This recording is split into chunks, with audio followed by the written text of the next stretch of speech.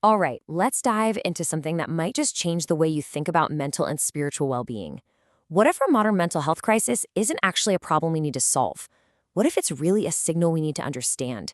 Not a bug in our system, but a kind of deep spiritual hunger for meaning. Let's get into it.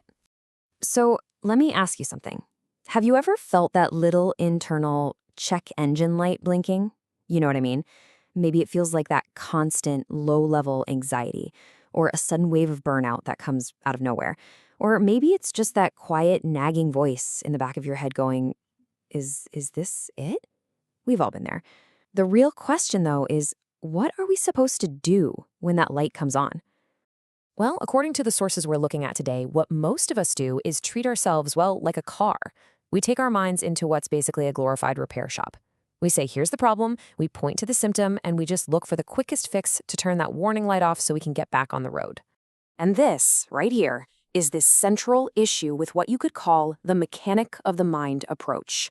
We get really, really good at tweaking our thought patterns and polishing up our coping mechanisms. We get the car running smoothly, but we totally forget to ask the most important question of all. Where is this car even supposed to be going? I mean, really, what's the point of having a perfectly tuned engine if you're just driving around in circles? So how did we even get to this repair shop model in the first place? To get that, we've got to look back, because there was this huge fundamental shift in how we see the human mind. We made a trade that took us from thinking about the soul to thinking about software. This timeline really lays out what our source calls the Great Forgetting. For centuries, thinkers and healers were like physicians of the soul. Their whole focus was on aligning a person with some kind of deeper purpose. But then, around the late 19th century, psychology performed what you might call intellectual surgery. It kept the ology, the study of, but it completely cut out the psyche, the soul. And that's what led us to where we are today, with this software model, where we see our brains as just biological computers and our problems as nothing more than bugs that need a quick patch. And what's wild is that even Carl Jung, one of the founders of modern therapy, he totally saw the limits of this purely mechanical view. He famously said that when you get right down to it for so many of his patients, the real issue wasn't some faulty mechanism in their head. The real problem was finding a religious outlook on life. And, he wasn't necessarily talking about joining a church. He meant finding a deep personal connection to something bigger than yourself. It was a crisis of meaning. So, if our anxiety isn't just a bug in our software, then what in the world is it? This one question just reframes the entire conversation. It's an invitation, really, to stop looking at our symptoms as enemies we have to crush and to start seeing them as messengers. Your anxiety isn't some random glitch. It's a protest. It's a protest from a part of you that's been ignored for way too long. So this really gives us two completely different paths, right? On one hand, you've got the standard approach, where the goal is just to stop the symptom, silence the alarm, patch the bug, use a coping mechanism. But this other, more soulful perspective, it asks us to do the exact opposite. It says, don't silence the alarm, listen to it. It wants us to ask, what is this panic attack, this feeling of emptiness, what is it actually trying to tell me? And this gets right to the heart of it all. Look, we can spend all of our energy trying to calm down our racing heart. And believe me, sometimes that's absolutely necessary. But the real lasting cure? It isn't just about making the heart stop racing. It's about giving your heart something that's worth racing for. It's about finding a purpose so big it transforms that panic into passion. So, if the modern repair shop isn't the answer, what is? Well, there's an ancient but incredibly powerful approach known as the cure of souls.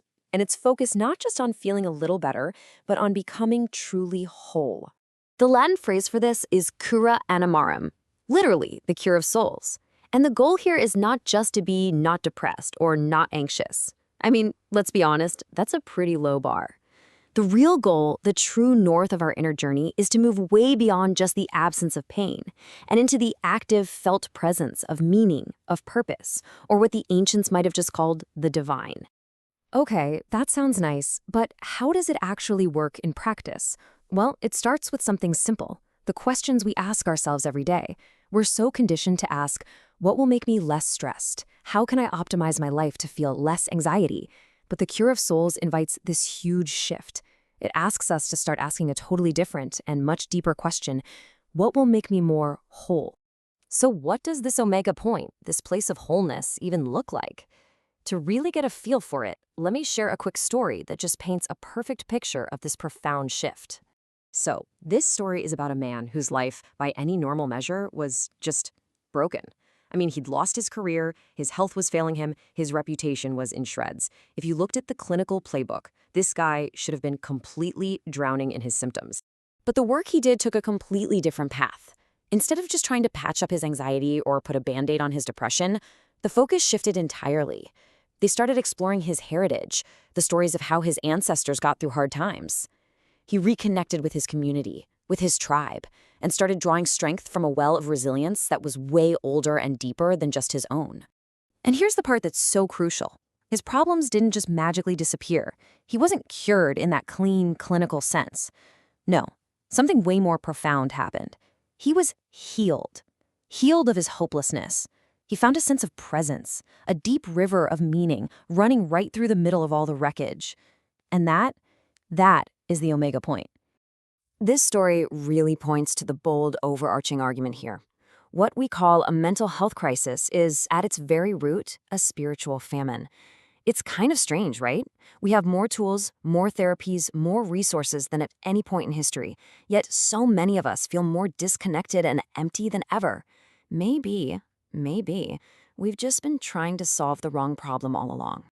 A really beautiful way to think about this is the Japanese art of kintsugi. You see, when a piece of pottery breaks, they don't just try to hide the cracks. They actually fill them with lacquer mixed with powdered gold. The whole idea is that the piece becomes more beautiful and more valuable because it was broken. This is kintsugi for the soul. It's about seeing our scars and our struggles not as defects we have to hide, but as the very places where the light and the gold can finally get in. And that leaves us with one final question. It's not for me to answer, it's for you. If that check engine light, your anxiety, your burnout, that feeling of emptiness, if it isn't just a random malfunction, but a messenger with a vital purpose, what is it trying to tell you?